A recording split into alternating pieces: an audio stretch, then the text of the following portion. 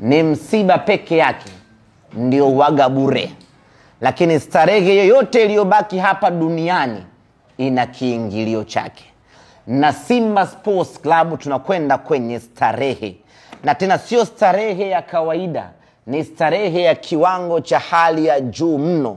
Ni starehe ambayo inakustarehesha mwili wako wote, ni starehe ambayo inaburudisha akili yako, ni starehe ambayo inafurahisha macho yako, ni starehe ambayo inakuacha ukiwa na roho nyeupe mwaka mzima. Starehe ya namna hiyo huwezi kuingia bure my brother. Lazima ulipe kiingilio ili uende ukastarehe.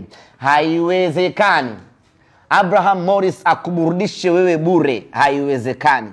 Haiwezekani Nabi Kamara apige visigino pale vya bure, haiwezekani.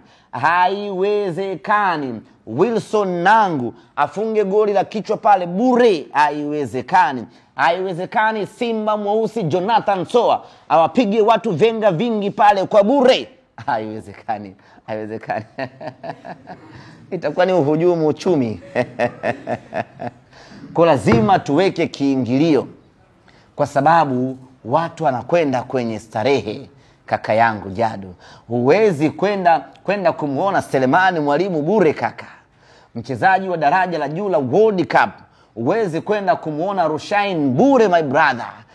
Ni mambo ambayo hayawezekani. Huwezi kwenda kumuona Yakubu Suleiman kwa shilingi 3,000 ama 2,000. Haiwezekani, ni fedheha kubwa. Ni Tanzania One yule. Haiwezekani kwenda kumuona Kagoma bure.